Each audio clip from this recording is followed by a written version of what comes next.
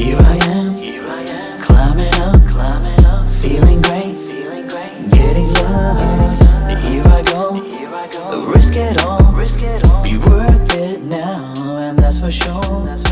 Watch me as I Rocketeer. All right, episode 24 is brought to you by CMBT. Go to cmbt.com.au for all your protein powder, protein bars, pre-workout, all that good stuff. You know, we all love CMBT. They're big supporters of Aussie MMA, so make sure you support them as well, cmbt.com.au. We're also brought to you by Nutcare. Bear Nuts hair removal cream is just a part of the range from the guys at Nutcare. So, check them out, and, the reviews speak for themselves. So go to nutcare.com.au, use the promo code FIGHTNEWS for 10% off at the checkout. That's nutcare.com.au, promo code FIGHTNEWS. Welcome everyone, I'm Dan Meehan from Fight News Australia, and of course my co-host has put away the whiskey this week because it's now been announced that he's fighting Jack Jenkins for the Eternal featherweight title on the Gold Coast on September 17th. I speak of course of Lockjaw Justin Van Heerden. How are you, mate? Yeah, good. So yeah, we're back in camp, champ camp, fourth fight inside 7 months, so we've been busy, we've been doing the work. Yeah, I'm excited. This fight's been obviously, it's been a long time coming. We were scheduled to fight. Obviously, COVID put the brakes on it, but now we're finally doing it, and it's made for an even bigger fight. It's kind of built up. He's gone on to defend his belt a couple of times.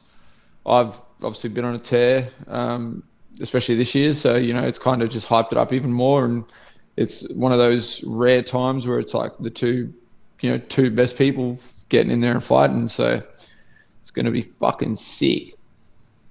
Absolutely, and it's just, obviously the rivalry was really simmering away nicely last time you guys were booked to fight each other, and, this time around, like you say, it's just even spicier because, obviously Jack was on the UFC's doorstep. He's made some more title defenses, and, obviously you've got some runs on the board this year as well with 3 big wins, so, it's shaping up as a nice one.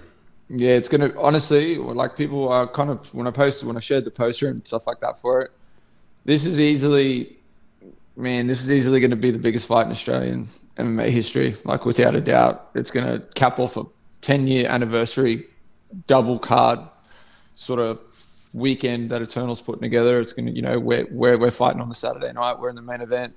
We're finishing off like a massive weekend. So all eyes, everything's going to be like, it's going to be packed. Everyone's going to be raring, to sort of watch some quality sort of high level MMA, and I have no doubt we're going to get there get out there and do that. And like you sort of said, he's putting everything on the line. The guy's like in a pretty good spot. I wouldn't have blamed the dude if he didn't chose not to fight or chose to wait it out a little bit and see what happened with Contender Series or with another opportunity. So for that, he has all my respect. He's putting everything on the line, but unfortunately, you're standing across from me and I got 25 minutes to work with. So, you've seen what I can do with 5 minutes. You've seen what I can do with 10 minutes. You've seen what I can do with 15.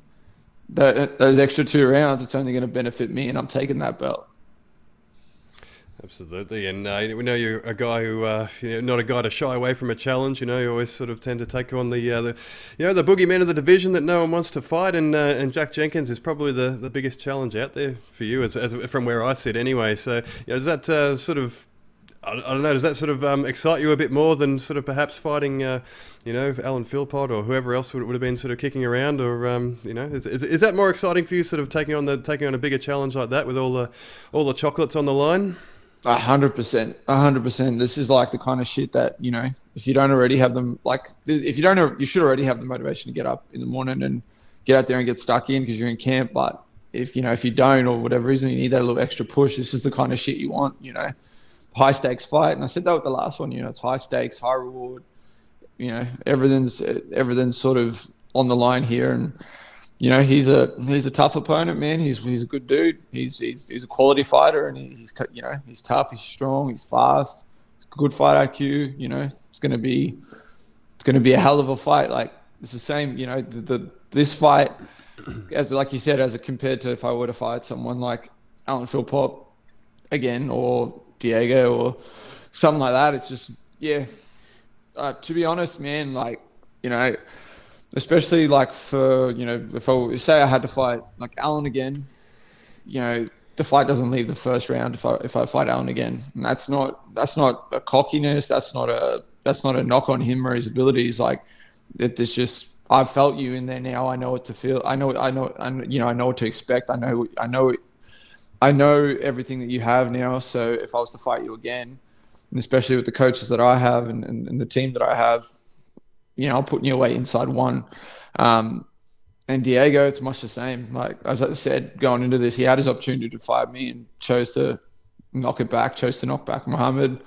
Now he's fighting Allen, and it's kind of just irrelevant. And Diego really, let's be honest, hasn't evolved these last few years. And that's just, like, it's just stayed the same. Like, I could literally pretty much take his fights from 2 years ago, 3 years ago, and you look at his fights now, and it's the exact same. Like, the guy hasn't evolved, hasn't changed that much, So it's, easily way more exciting to be fighting someone like Jack, someone that's gonna bring it and be fucking, ready to go out there and look to put me away, and I'm gonna look to do the same. And that's pretty much what's gonna happen. It's gonna be one of us is putting the other one away inside 25 minutes. There's no other way this fight goes.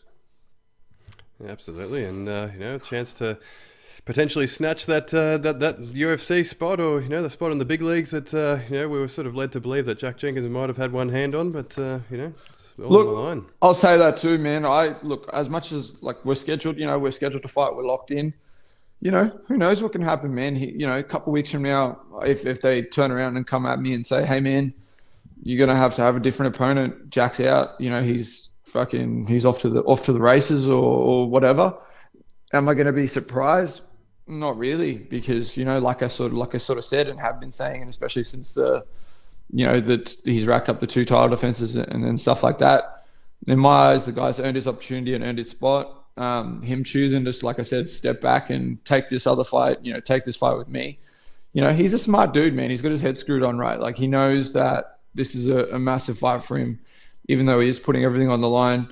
It's a big fight, like big hype, big opportunity to sort of earn some decent coin, get a lot of hype, build to your thing. It's kind of a win-win situation, but with that extra bit of risk that you're sort of putting everything on the line. Absolutely. Do you reckon there's a chance that the call might still come for from the big leagues for him in the interim? Like we saw that happen with Shannon Ross. I think he had a title fight booked in for Eternal, and then he obviously got the got the call up, so sort of put it to the side. Do you think that have you got any sort of inside information? I don't know if we can even talk about this on on the air, but have you got any sort of information that might still be on the cards? Or man, as far as I know, like that but I don't see why not. Like, it's a weird spot for me to be in, because obviously, like, the fight's been announced, I'm like locked in, and that's my focus and sort of what I'm looking towards. But so there's a weird spot to be in, because I don't want to. I can sit here and be selfish, like for my own selfish reasons, and be like, oh well, I hope it doesn't happen, so I get to fight the dude and kind of get after it there and fight him for a title. But like at the same time, like, am I going to be upset if that happens? Fucking of course not. I'm going to be stoked for the guy. I'm going to be like, and then I'm going to be like, cool. Well, he earned his opportunity. He got his opportunity, and then, he's off to the races, and we got another Aussie representing, in the UFC or whatever it might be. So it's a weird spot to be in, because it's like, it's a win-win for me no matter what. Because it's like it's kind of like if it doesn't happen, I get to fight him. I'm fighting the other best dude in the country, and I'm fighting him for the belt. If it does happen, it's another Aussie in the UFC, rising tide, ships are all going the same direction. It adds up, it benefits everyone. Is him, let's call it like it is him getting signed and getting a Contender Series call up, or just straight up a UFC contract or whatever, is that more beneficial for me? 100%, because then what's the options for me if I don't fight Jack? I'm probably going to end up fighting the winner of Philpott and Diego, or potentially, Rod Costa goes out there and handles business August 20th, decides that he wants to fight at featherweight again. No, could be fighting Rod Costa. Could be, Alavi could decide to fight, get a win, and could be fighting Alavi. I don't know. They could make the winner of Diego and Philpott fight Alavi, and then I fight the winner of that fight. If that's how it played out, that Jack was, still off to the opportunity still came up for him to sort of go to Contender Series or whatever. So it's a weird spot to be in, but certainly me fighting him is the biggest challenge that's on the horizon and kind of the biggest hype fight. Everything about this is going to be absolutely massive. And, he's a competitor. I'm a competitor. I think I've shown this year, especially, doesn't matter where the fight goes and what's sort of happening. If the opportunity's there for me to go out and perform and, look for a finish or find the finish, I'm going to do that. And, he's shown how dangerous he is. So it's exciting for sure. Absolutely. And I guess regardless of what happens, you're in pole position, so you're going to be fighting for a belt one way or another. So it's a good spot to be in. But we've got plenty of fights to talk about. We'll obviously cover this in depth when when the time comes and whatever episode we're up to, 30 odd maybe by then. But obviously we had UFC 277 on the weekend. We had some Anzacs in action, but one Anzac that wasn't actually in action on the weekend, and we spoke about this last week, was Justin Tafa. Yep. I thought we better just clarify this one because we kind of speculated that it might have been a visa issue or something that sort of scuppered his fight on the card, but turns out it was actually a health issue. It's Yeah, so we don't know the nature of it, but it sort of came out on social media. I think sort of shortly after we recorded. So we thought we'd just clarify that and sort of wish Justin Tafa all the best in recovering from whatever the issue is there. Yeah, 100%. Obviously, that, like you said, that sort of came out just after we recorded, and from what I've gathered, it seems like he's going to be out for the rest of the year. So obviously, we want to see him get on the mend and get back in there because. He's an exciting dude to watch fight. I like watching him get out there and perform. He throws the heavies, just gets after it. Either, goes to put someone out or get put out. So it's always sick when people are doing that sort of approach to the fight game. So we want to see Justin Tafa come back and, get back in there and keep punching people's faces off. Absolutely. Hopefully he's back in there sooner rather than later. But the guys that were in action on the weekend was obviously Blood Diamond was the first cab off the rank against Orion Kosi, and fortunately he's gone down by unanimous decision, 29-28 on all three cards. And Orion Kosi did miss weight. He weighed 172.5, which is it's obviously a bit of a dampener on a win like that. But this time around, I guess Blood Diamond, he got to show out his striking a little bit. He obviously dropped Kosi with or at least he rocked Kosi with a spinning back fist in round 2. But ultimately he sort of seemed to give up the takedowns a little bit too easily. Sort of as the fight went on. So how did you view Blood Diamond's performance? Hard to sort of see him go down again. It's just, it's weird. It's a weird one because watching it, it seemed like he had all the opportunity to put Orion away and kind of, shut him out and finish the fight. And there was multiple times where it seemed like where he kept engaging in the clinching, and kind of pressed a bit too hard when he sort of had him hurt, and decided to just grab him and clinch up with him and throw a couple of knees and you saw like Eugene. I don't know if you sort of saw, but you could see Eugene like yelling and screaming, and you could hear him like he was going off, like he was like disengaged, get away, like he was, so. I don't know, man. Like because you've had your first fight in the UFC already. You've made your debut. You've dealt with the jitters. You've had all that, and even someone like him who's had like that many kickboxing fights, he's fought in front of big crowds and that before, and stuff like that. So this time around, it seemed like he was a lot more comfortable walking out. It seemed like he was a lot more comfortable when they were patting him down, doing the VAS, the whole process when he was in the cage and they were announcing him and all that sort of shit. So I don't know, man. I'm like, I wanna just be like, find some of the positives to take out. Like, he got to see some of his striking, and he's shown what he can do. He showed a little bit of what he can do on the feet. I seen, one comment that someone made, and they were like, "Here's the human embodiment of what Jello is, like the way he moves, and it's what he does." And that's pretty spot on. Like, you know, if you saw, like, every time he threw something, he would just whip something else behind it. Like if he threw the left hook, that left high kick was following along with it just almost automatically. And, you know, he hit that a couple of times and sort of cracked Olmec behind the ear a little bit. So from such close quarters as well. It's such a weird kick that he throws. Yeah, like you could be like this close to him and he'll kick you in the head somehow. I don't know. It's real weird. But overall, yeah, just, I don't know, man. Like, he's an experienced martial artist, and he's had a few, like, so he had a bunch of stand-up fights, and he was like 3-1 in MMA going into this fight. And then, you know, it's just, but it just seemed like a lack of fight IQ was sort of just not there, you know, in this one, kind of like willingly engaging in the clinching when he didn't need to, not disengaging when he had the opportunity to, and then allowing, you know, Orion to come back into the fight and kind of do his thing. You know, it's just a kind of like a disappointing result, especially when he did have brief moments where he was showcasing his ability and what he can do. You know, in a perfect world, you put that dude in the cage with any welterweight, and if it's like a stand-up fight, man, he fucks some people up. Like, I'll tell you that now. There's not many people that can strike with that dude. But yeah, so overall, pretty disappointing, but, you know, let's hope he gets another opportunity to go out there and perform. Obviously, we know the UFC, especially lately, they've been pretty harsh with shit like this. You know, they've been cutting people that have been on win streaks. So, you know, it seems like, you know, they've got all the talent available to them now, and especially with Contender Series, all that sort of stuff. So I hope Bloods gets another opportunity to go out there and perform, and I want to see him kind of just, you know, realize his potential and showcase his ability and go out there and put on an exciting performance, get a win, and kind of cement himself as someone who deserves to sort of still be in the big show. But yeah, we'll just see what they do. We'll see what they offer him. Yeah, do you think he does get another opportunity? Like, he's I think he's 34 years old, maybe, Bloods, and he's you know, obviously 3-2 overall, 0-2 in the UFC.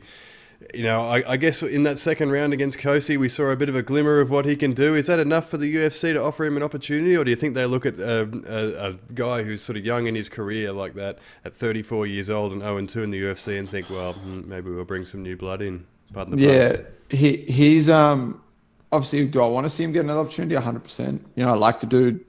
He's, I guess, in a roundabout way, a sort of teammate now of mine. So, you know, do I want to see him get another opportunity? 100%. Do I, you know, I want to see him get in there and fight again and put on a crazy fight. Do I think he's going to get another opportunity? I'm not confident, because the UFC, like I said, they've been culling their roster, you know, getting rid of people who've been on win streaks and stuff like that. So, and they just, because they even now more than ever, they've got the opportunity to do that, because they can just scrape together some talent that they've got coming through Contender Series or another avenue, and kind of do that. So, yeah, you know, it's going to be hard pressed for us to see him back in there, but hopefully that happens. But, you know, he's got the benefit of, you know, that he has competed so much in kickboxing that he'll be able to find another opportunity to compete and just go compete in kickboxing. I'm sure he could, you know, end up in one championship or somewhere else like that and back in glory, but, you know, somewhere doing something, fighting, kickboxing, doing the thing that he's been doing for so long anyway, and still sort of making decent coin and getting in there, and you still living that fight life. So is it the sort of be all end all if he doesn't get another opportunity? No. But do we want to see him get another opportunity? 100%. We want to see him sort of bounce back. Yeah, absolutely. And like you kind of touched on there, it's probably not a great time of year with you know, when the Contender Series season is just sort of kicking off. It's not a great time of year to be on a bit of a losing streak. So yeah, it's been interesting to see what the UFC does. But yeah, hopefully blood time. Do you think he'll stick with MMA? Just before we sort of move off this one, do you think he'll kind of you know, stick with MMA, or do you think he'll kind of just go wherever the offer comes if the UFC does cut him?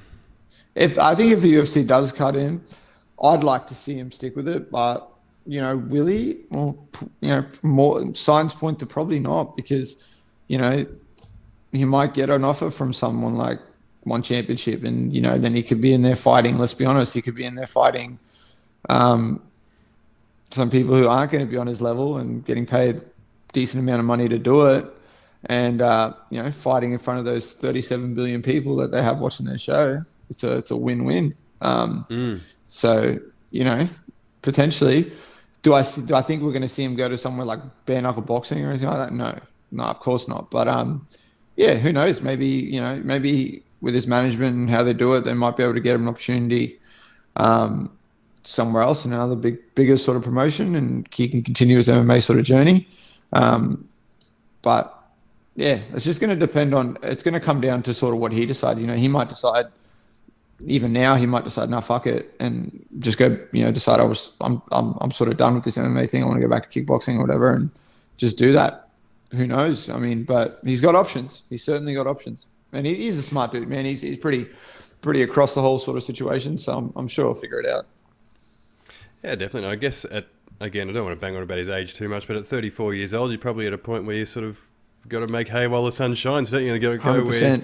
where you're going to sort of make the most money, because it's probably the time to sort of cash out your career. So yeah, we'll see what happens for Blood Diamond. But also his teammate Kai Kara France was in action.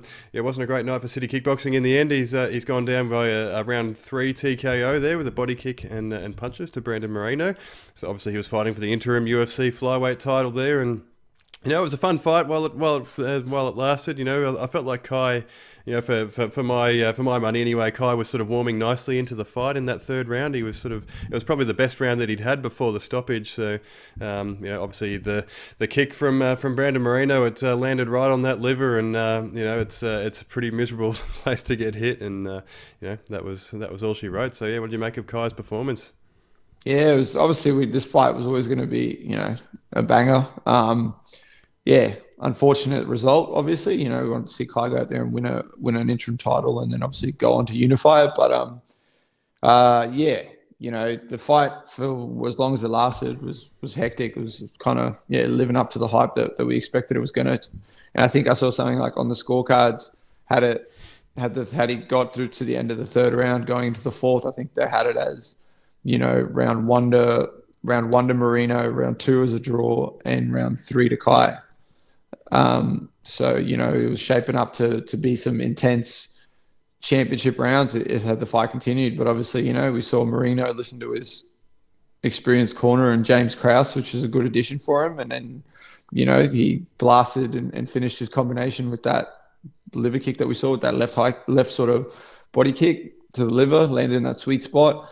And I even afterwards I was messaging Joe about it, because I was kind of because he's always sort of talking to us about the way you can throw that kick to sort of land it with the toes hitting on the liver like that, because you're not throwing it up straight up like a front kick, and you're not throwing it around like a conventional sort of roundhouse kick like you would see a lot of sort of Thai based fighters doing that.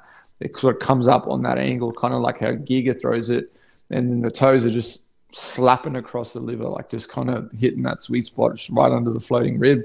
And Marino nailed that perfectly. And obviously, if you're watching it and you saw Kai, he just kind of folded. And anyone that hasn't been kicked in the liver, let me tell you, that's like the reset button for the human body. It doesn't matter who you are, doesn't matter how tough you are.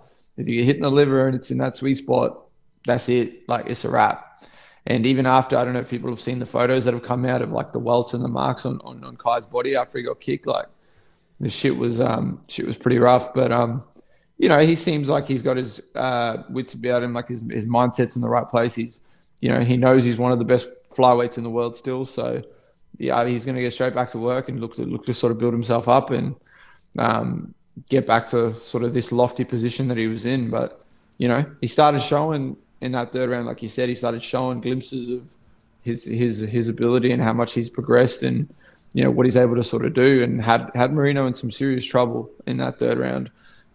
Started really messing him up, started opening him up, started just putting the hurt on him. So there's plenty of positives to take out.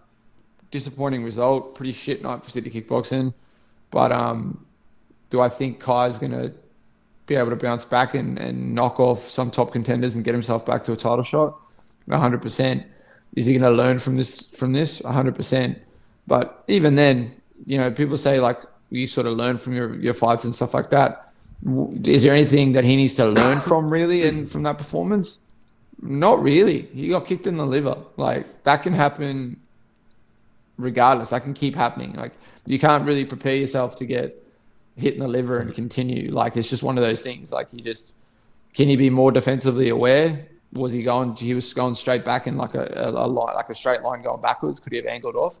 100%, but we can sit here and nitpick that all day. Is that something that he needs to sit down and go over a million times over in his head? No, he knows that. 100% he knows that, and his team knows that. So I feel like he's going to go train, make the adjustments, come back, knock a couple of dudes out, get himself back to a title shot, and we're going to be, definitely seeing him go for a belt again.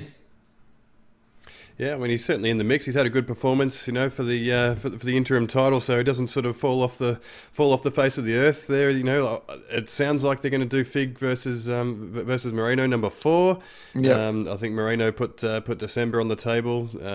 Fig doesn't really speak English, so that there was kind of a bit of an awkward little sort of face off in the cage afterwards. I don't know. I found that a bit hard to watch actually. That shit was awkward. That was like indoors is annoying to me anyway, but.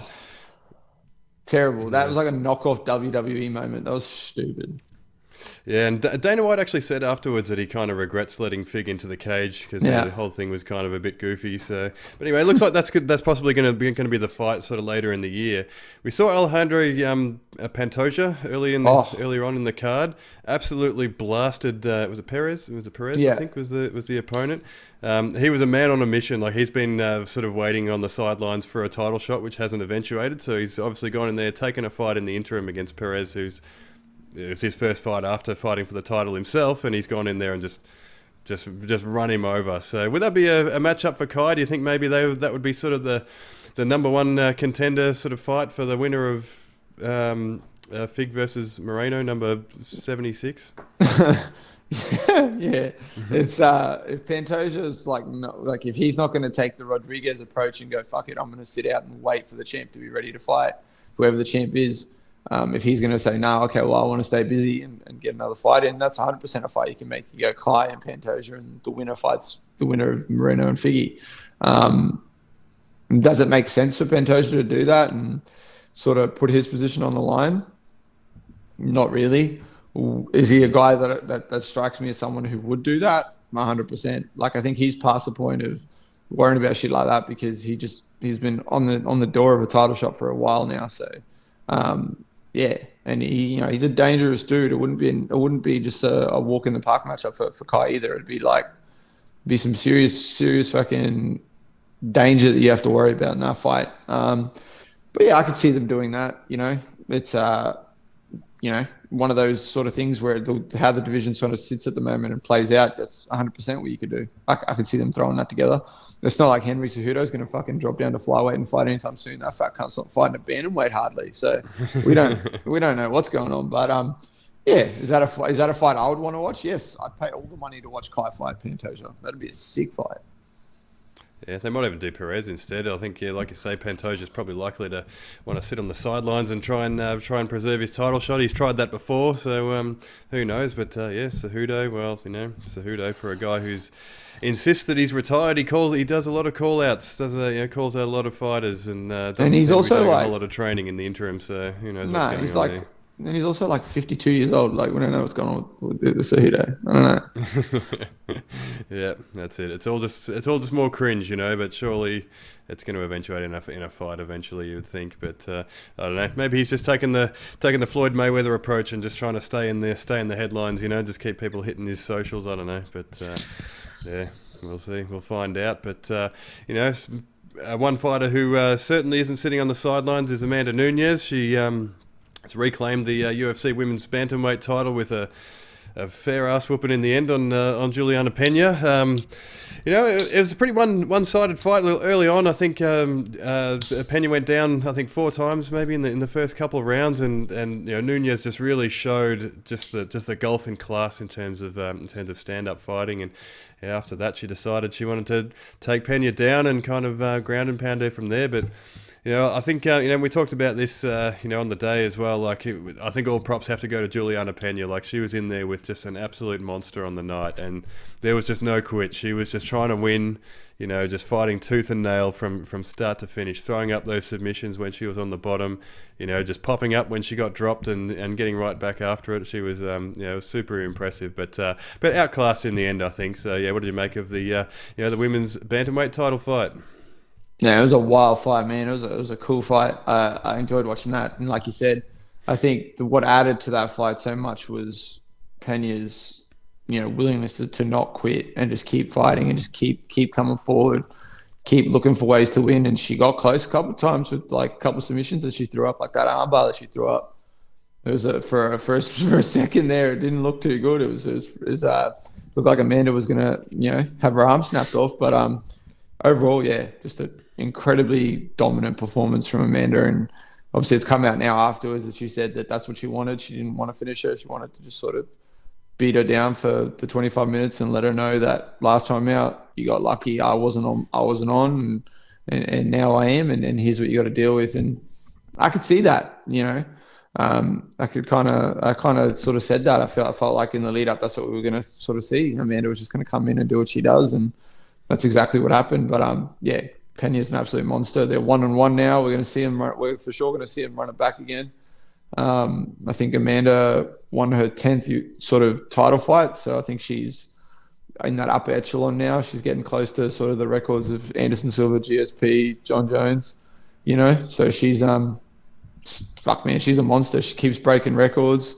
I think in that fight she set the record for the most knockdowns in a women's MMA fight and title fight or something like that. So she's just out here performing and doing bits. And yeah, Pena is an absolute savage, and that's what you kind of need. I don't know if you saw, like, McGregor kind of did his comparison between their fight, their sort of two fights with him, and compared it to his two fights with Nate Diaz, and just kind of pointed out the similarities and stuff like that. And for the most part, he was pretty spot on. So are we going to be in for a crazy third fight? I could see it. I could see it being another sort of entertaining fight. Do I think that the result's going to be different to this second fight? Not at all. I feel like Amanda's just going to beat the shit out of her again. I thoroughly believe when she is on point, everything's in the right spot. She's motivated. She's training properly. She's able to spar. She's able to do what she sort of does to prepare herself and come in the best physical shape and mental sort of position. There's no one in the current roster that could beat that lady.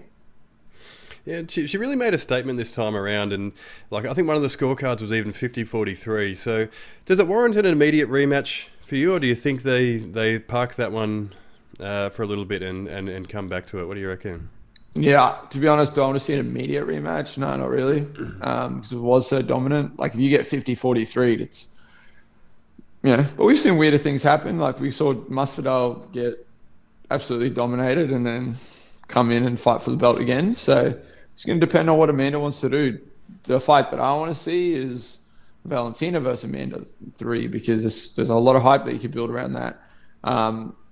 Amanda didn't seem too keen on the idea. She doesn't even, from her perspective, she doesn't consider Valentina to even be the champion right now. She thinks that Tyler Santos should be the champion. So, she, considers that Valentina lost her last fight. And, I'm inclined to agree with her. Like, I don't think she won that fight. But, it just depends. That's a pretty big fight to throw together. But, in the interim, it's just going to depend on what they do, and depends on how busy Amanda wants to be and what she wants to do. She, at the moment in featherweight, matchups are pretty scarce and there's not really much they can do there, but they could probably give her a few sort of filler fights, and maybe Juliana could fight someone else, but it's just going to sort of depend. Could Amanda drop down to flyweight potentially? Probably not, but who knows? Is that like an option? If that's something that she could do, then she could kind of 100% cap off that thing that no one's been able to do and win that third title. But yeah, it's just sort of, she's in a position right now, man, where if she just went, fuck it, I'm done. No one could sit there and go, oh, what the fuck? That makes no sense. Like, she could walk away right now and she's always going to, for a very long time, she's going to be the greatest female mixed martial artist that we've ever seen. And like one of the greatest mixed martial artists we've ever seen.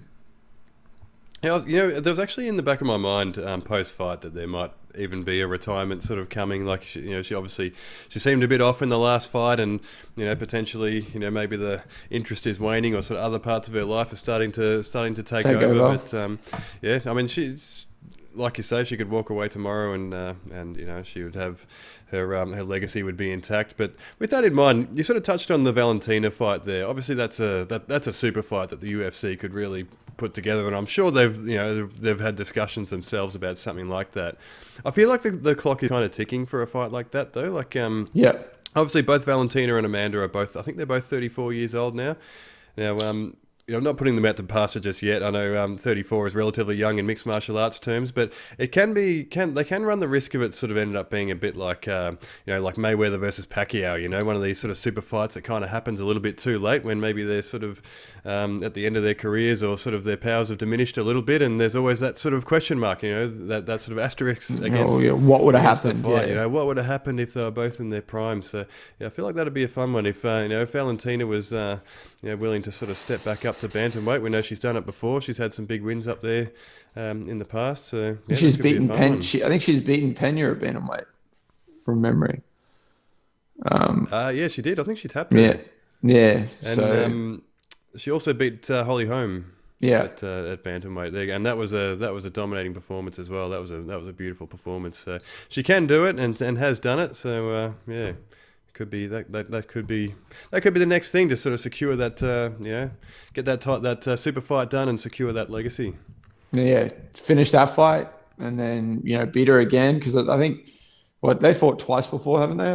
I think they fought twice before, and I think the second time they fought, it was a bit closer. It was a bit of a closer fight. I feel like Valentina thought that she won the fight from memory. I think that's the fight where she was in the cage afterwards and she was protesting, and she was like pretty upset that she didn't get the result. But that could be for sure the fight to do the third fight. They get after it, bang it out, and that's it. You walk away after that, and you pretty much cement yourself as the best to ever do it. Yeah, absolutely. Now we've got some other fights to cover. Of course, we've got also in another large promotion, PFL. We've got Rob Wilkinson's in action this week in his semi-final, light heavyweight semi-final against Delon Monte. For those who don't know, Monte is a 28-year-old Brazilian. He lost to Antonio Carlos Jr. in his first fight in the in the tournament by Das choke. It was only 29 seconds into the first round. He managed to scrape into the finals with a round 1 KO over Emiliano Sordi, who was a bit of an upset in the end. And obviously Rob Wilkinson's coming off a win against Victor Pesta in the first round knockout, and a second round knockout against Brucey Soto. So he's got plenty of momentum, and you'd have to be the favourite going into this one against Delon Monte. What do you reckon? Yeah, 100%. Like I said last time, Rob's gonna go in there and fucking punch this dude's face off and knock him the fuck out. I feel like, it's gonna be another first round finish. I think he's just too big, too strong. He's firing on all cylinders. The guy seems like he's in the best place he's been in years, mentally as well. He's kind of figured it all out. His body looks great. He seems like he's suited right to the weight class. I feel like Wilkinson's gonna go out there and just put on another crazy performance and book himself a spot moving forward and get closer to that $1 million prize. Absolutely. You've given us the same prediction for each of Rob Wilkinson's fights so far in this PFL tournament, and I think he might go 3 for 3 here. I think this is a bit of a I think Monte might be a bit overmatched this time. He's he's a guy who scraped through. He's obviously got some power. He's obviously dangerous, but I think Rob Wilkinson's skills are just far beyond what Delon Monte brings to the table. And the winner, of course, goes on to face the winner of Antonio Carlos Jr. versus Omari Ahmedov. So, there's obviously another dangerous opponent lying in wait in the final.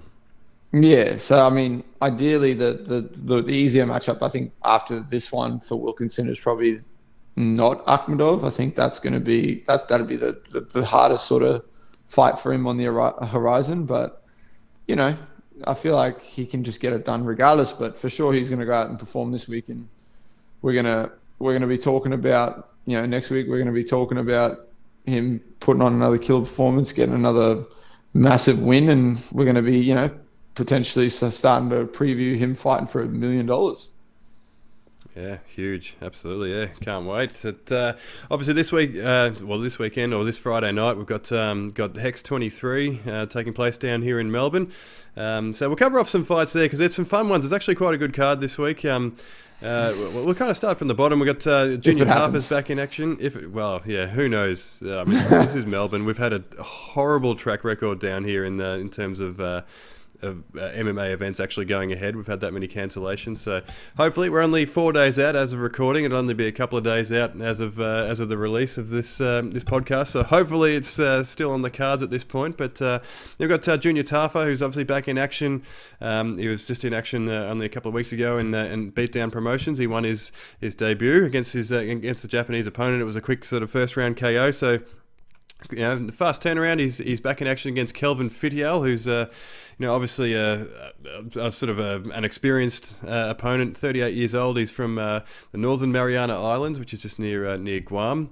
He's been fighting professionally since 2005, but he is on a 4-fight skid, 2 knockouts and a submission in those 4, and he was last seen in Hex in 2019 against Ben Sazzoli. So it seems on paper like it's a sort of an ideal sort of matchup for Junior Tafa, but how do you view this one?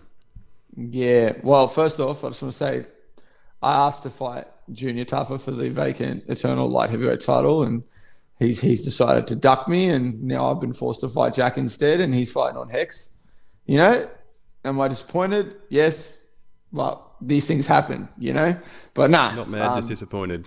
Yep, just disappointed. But no, I feel like he's going to go out there and, get another crazy first-round knockout. That dude can bang, man. He's got some power. He's got some, obviously, experience in the striking side of things. Trains at NTG with some absolute killers. So, and I think for this camp or most of this sort of time now recently, he's been training in Thailand and stuff like that as well.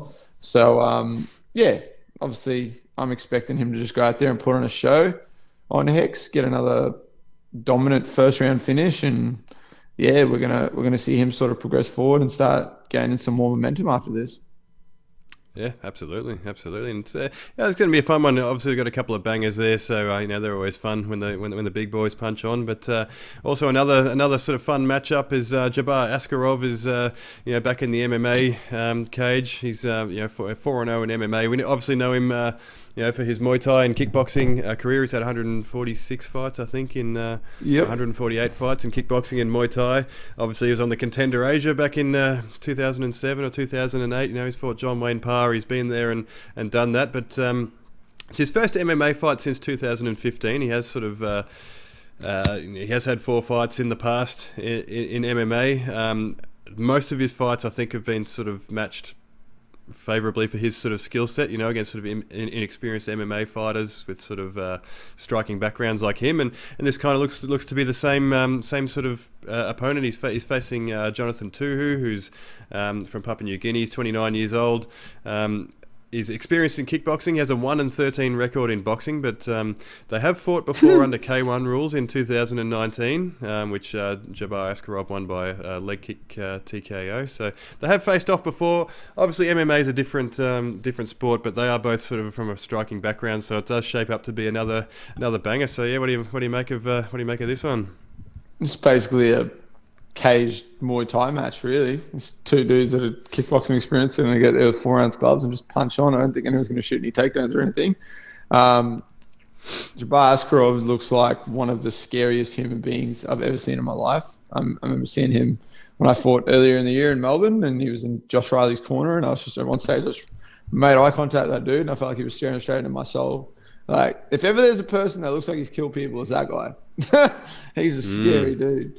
But 2 guys that can just bang it on and punch on. We've seen both guys like shut people's lights out and produce some absolute killer knockouts and sort of finishes. And as you said, both experienced sort of strikers. So 4-ounce gloves changes the sort of game a little bit. They only need to land one and can put each other away. And especially when you got 2 guys like that know how to, throw some punches and kicks and elbows and do it at a sort of exceptionally high level. I'm expecting someone's going to sleep. Yeah, it certainly shapes that way. On paper, it certainly looks like it's not going to need the full 3 rounds, but it'll be fun while it lasts. So. But also, the main event. That's probably obviously the main attraction of the fight of the card. It's a fun fight on paper. It's JJ Ambrose is taking on Abel Brights for the Hex Super Lightweight title. Which is 165 pounds in the American American system. So Ambrose is now 35 years old. For those who don't know, he's from Guam as well. He's a guy who's just been around forever. He's fought in Cage Warriors, Pancrase, Bellator. He's got 6 fights in the Hex cage dating back to 2015. He's just coming off a loss to Spike Carlisle, who's obviously a UFC veteran. So he's just lost by round 2 TKO. Won 5 fights in a row before that. Abel Brights, I guess we all know Abel Brights on the local scene. He took on the late replacement Jasper Dunphy at Hex 22 in February, but. Before that, he's a guy who's fought everyone. He's fought Damian Brown, Callan Potter, BJ Bland, Jamie Malaki, Brad Riddell. He's just the list goes on. So he's got a 13-7 record now. He's got a chance to take on JJ Ambrose, who's probably one of the toughest challengers sort of in that division on the local scene. So what do you make of the main event matchup? Yeah, JJ Ambrose looks like he could be a fucking powerlifter. That dude is so big. He's so jacked. Yeah, I don't know. He's a massive dude and obviously very experienced. He can strike, he can grapple. He's pretty well rounded. Same with Abel, man. He's very well rounded. He's obviously shown, especially in the grappling side of things, though, when he wants to, he can just snatch something up and put people away as well. So it's shaping up to be an absolute banger of a fight. Do I think it's going to go the distance? Absolutely not. One of these dudes is going to be able to find the finish and put each other away. They're both guys that are very adept at that. How do I see it playing out? Honestly, I'm sort of leaning towards Abel. Obviously, obviously want to see the local based fighters do well, but he's a monster, man, and he's a super nice dude. Comes from a really good gym, works with some really good people. Obviously we fought together earlier in the year. Only 2 fighters on the card that got finishes because it's what we do. But it didn't take you long to make this about you, did it? No, I had to sort of just let you know, just remind you a little bit. But I see Abel going out there and performing at an exceptionally high level. And then, finding a finish. I see him getting a submission inside 3 and putting JJ Ambrose away. And then we're going to be sort of, I guess, talking about what's potentially next for him and kind of how it shapes up for him. Because having someone like JJ Ambrose on your record and especially if you can finish him, it's going to just add to it and it's going to be a super beneficial thing for you. Yeah, do you think Abel Brights is an interesting one for me because he's obviously, like you say, he's a quality fighter. He's well-rounded. He's fought everyone here in Australia.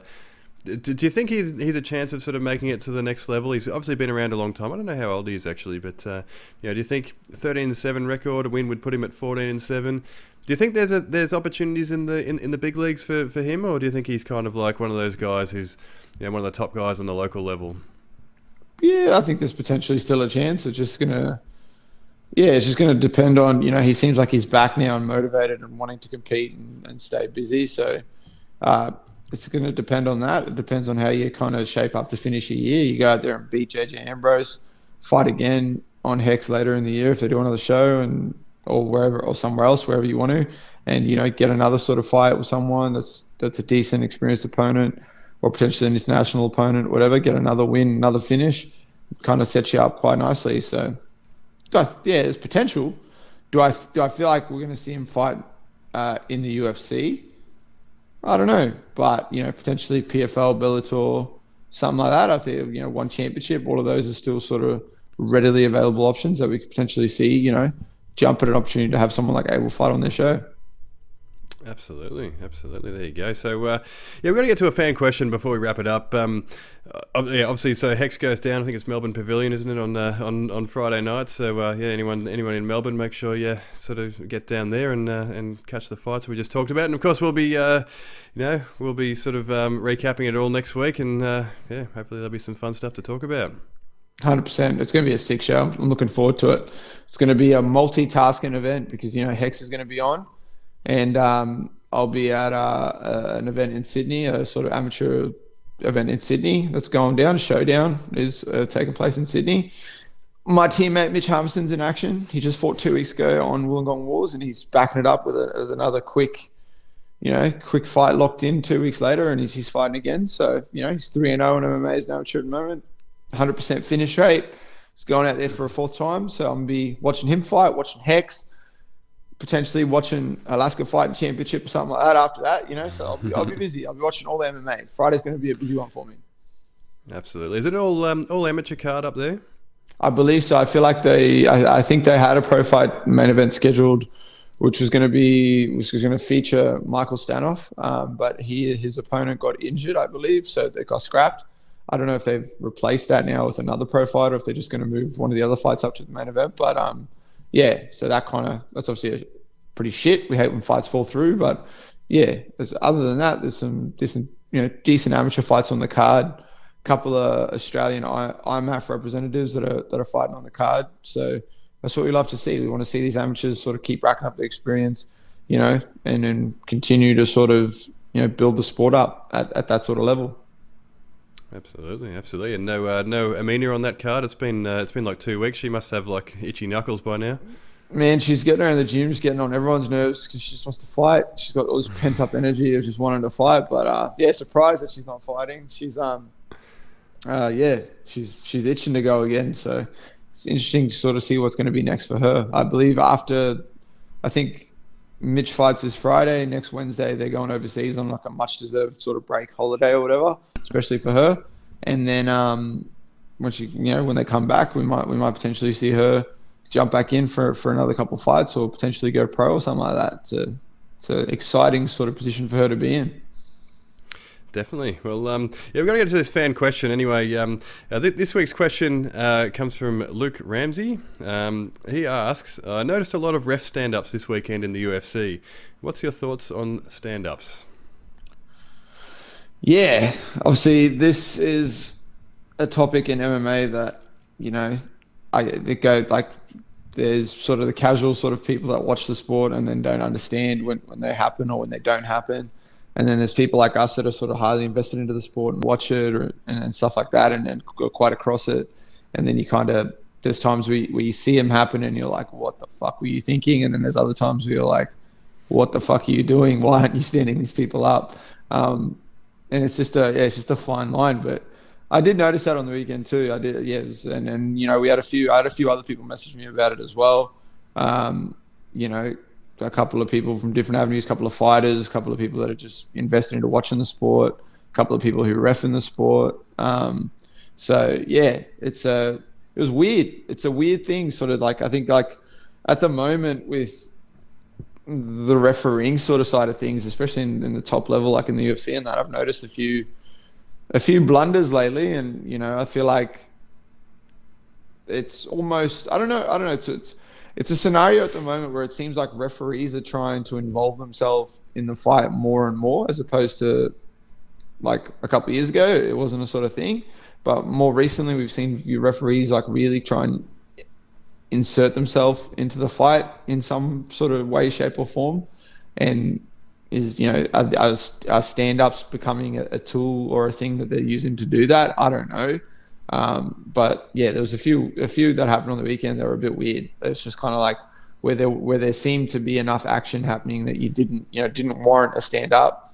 And then, there's some of the fights where you kind of look at and you go, a stand-up was necessary. Like even in the Nunez Pena fight, if you're sort of watching that fight, when Amanda took her down in the third round, there was, I think at one stage I counted, there was like a good 30, 32 seconds where there wasn't much happening. Amanda was kind of just tied up and there wasn't much happening.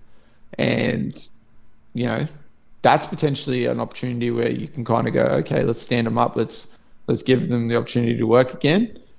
But at the same time, do you want to be a referee that kind of makes that call and then you see the fighter that you've given that opportunity to get back to her feet sustain unnecessary damage she probably wouldn't have sustained when she in the position that she was in, where she was able to tie the person up and kind of do those things? Because let's be honest, on the feet, Amanda was just punching her fucking head in. So, a reset there might have just been a bad move. Yeah, but that's always a gray area. Stand-ups are a gray area. It's a weird position to be in because, people want to see action and they want to see crazy knockouts, and casual sort of fans of the sport just want to see people get their lights shut out and violence on the feet. And unless you're sort of really invested into watching the sport, it's hard to appreciate the stuff that happens on the ground. The exchanges that are sort of happening, the grappling exchanges, the scrambling, the ability for one fighter to control another fighter. It's one of those things that's part of the sport that across the board, from a regional level to the top level, whether there's fighters, fans, promoters, whatever, there's people it's kind of sort of split down the line in a sense where people are want to see fights get sort of reset and put back on the feet. And then there's other people that want to see it sort of continue because they have that understanding of that area. And I'm going to use my good buddy Alan Philpott as an example. It's actually turned out quite nicely. He actually, put something up on his social media that kind of touched on this as well, where he was talking about his upcoming fight with Diego and saying that, he's excited because Diego comes to fight and doesn't come to cuddle. And all I can say is, how dare someone mix up the martial arts in a mixed martial arts fight? How dare they? That should be fucking illegal. But that's kind of where it's at. You see that across the board. How many times in the top level have we seen people get taken down? Masvidal, great example, got taken down and just ragdolled in the first fight with Usman and was I'm going to get better at this whole wrestling thing, be able to keep the fight standing. It's going to be a different result. And then he got knocked the fuck out, so it's just one of those things. It's a part of the sport. It's a thing that needs to happen. The fight's going to hit the ground. Do you need a referee to be competent enough to be able to make that call and go, okay, this is a time where I need to stand this fight up. This is a time where I don't need to do that 100%. And that's why I feel all referees should train or have some sort of experience in the sport or understanding of that to be able to make those calls. But it's a weird one. It's a gray area. And I don't think there's ever going to be a clear cut wrong or right kind of approach, because we can watch it at home, but that referee's probably got a different perspective and probably thought something was in a different position or was okay, more warranted for him to do that. But yeah, it's just a weird one. It's easy for me when I'm not, even when I'm in there and I've had a few weird things sort of happens with referees disengaging the action or resetting us or whatever. And I've thought to myself, what the fuck? How does that make sense? But then, there's been times where I've watched it back and gone, oh, okay, I can see it. I can see why you made that call. Fair enough. But yeah, it's just a weird thing. It's a weird thing in the heat of the moment. Absolutely, and maybe we can put this one. We're hopefully going to have an official on as a future guest, so maybe we can put some of these sorts of questions to them. But you would hope that the referees would be educated enough that they sort of understand what they're looking at and they can tell when a fighter's advancing position and that sort of thing. But how long do you think that they should let it go? If the fighters are on the ground, one fighter's got holding full guard and just kind of just trying to stall it out. How long do you think? How long do you think they let it go before they should stand it up? It's difficult to put a time scale on it, but if we were to sort of quantify when a stand up should happen, how long do they let it go? I think if you're on the ground and you're in a position like full guard or something like that where, and you're not sustaining, you're not dishing out damage or passing, trying to pass and improve your position, and you're kind of just stuck and not looking to, and if you're there for maybe 30, 35 seconds and you're not actively trying to improve your position or actively landing damaging shots or something like that, that seems like a pretty good time time frame to sort of use to sort of go, okay, nah, and then reset, kind of reset them. Because at the end of the day, if you're in a position like that and you're on top of someone and, you're I don't care if the person postures up, lands one or two punches and then is down again and they're just kind of controlling the person on the ground. And then maybe a couple seconds go by and then they posture up and throw maybe one or two strikes and then do the same thing again. Am I going to go, oh, that person, they need to stand this fight up? No, that person's doing exactly what they're doing. If the referee's prompting you, asking you to work, and then you do work and then get control and you do work and then you control, that's warranted enough for it to sort of remain where it is. But if you're tied up on the bottom, from the person on the bottom, or you're just kind of not looking to improve your position or not looking to really damage, and you're just kind of laying and praying, which we've seen a couple of times. That's, even for me, someone who appreciates that side of the sport and likes to sort of utilize that and capitalize on that. I think that's warranted of getting stood up. I feel like, think about it, in a fight, even in a fight with 5-minute rounds, 30 seconds is a decent amount of time. If for 30 seconds you're not doing too much or not looking to improve your position, I think the referee should then step in and go, all right, let's get back up. Yeah, definitely. And I guess refereeing, it's an occupation that's just so heavily scrutinized these days, like particularly in the UFC, if a fight sort of, kind of slows to a snail's pace for even 30 seconds, and the other crowd starts booing, or if you get something sort of slightly wrong, you got Dana White crowing about it in the press conferences, or Dan Hardy jumping up and yelling at you on the way out of the cage. There's all sorts of madness that goes on these days. So there is a lot of pressure on you on referees. So when you sort of talk about referees kind of inserting themselves into the fight, I don't know. I feel like some of these things would possibly play on your mind if you're a referee. I don't know if it's so much them sort of inserting themselves into the conversation, trying to assert themselves on the fight. I think it's it's just trying to get things, maybe trying not to get things wrong at times. They get so heavily criticised. Like Dan Marigliotta on the weekend. Obviously the Derek Lewis stoppage, it looked pretty early. Looked like Derek Lewis was okay. But if he let that go and Derek Lewis got fucking flatlined, then, it'd be a different conversation. So it's a fine line between sort of the right and the wrong call for referees. And I feel like sometimes maybe they possibly overthink it. And that's when these sorts of, stand-ups, maybe unwarranted stand-ups and stuff might happen. Yeah, I feel like it's a pressure sort of position to be in. I don't envy them. My job's a lot more simple. I just got to go in there and beat the fuck out of people. Theirs is a lot more difficult than mine. Yeah, I think for the most part, you're right. They're just trying to deal with the whole process and trying to absorb everything that's happening, and not, the crowds and doing their thing. The fighters are obviously doing their thing. You got to listen to the corners, and you're worried about what Dana's going to say or what the commission's going to say, because obviously after all the events we've spoken about this before, you got to sit there and justify the decisions that you made throughout the night. No matter if you're a judge or an official or whatever, and go, okay, well, this is why I did this. This is why I played out like this for me. So you've got to factor all that in. Before, when I sort of said, about referees trying to insert themselves into fights, there's one guy specifically that I'm sort of referring to, and that's Mark Goddard. That dude needs to shut his fucking mouth, man. That guy is just constantly trying to involve himself in parts of the fight that he doesn't need to. Constantly saying stupid shit. I can't even count how many times recently he'll be like, people will be fighting and then something will happen and he's like, oh, it's a fight, guys. Yeah, thanks, man. We didn't know. We're just in here punching on. Is that what it is? Yeah. He just, he constantly says stupid shit like that. So, yeah, I don't know. I think he's just one of those guys that just likes the sound of his own voice. Much like myself, I will say. But, he's not in a position where we need him to do that. Absolutely, but speaking of loving the sound of our own voices, you'll be hearing plenty more of our voices next week in episode 25. We'll be recapping Hex 23, recapping Rob Wilkinson's fight in PFL, Shannon Ross's fight in Dana White's Contender Series, which of course goes down next Wednesday morning Australian time. Obviously there'll be all sorts of a whole lot more fun and frivolity that goes on around that. But until then, send us through your fan questions. The details are below if you're watching on YouTube, at Dan Meehan MMA on Twitter, or at Lockjaw MMA on Instagram.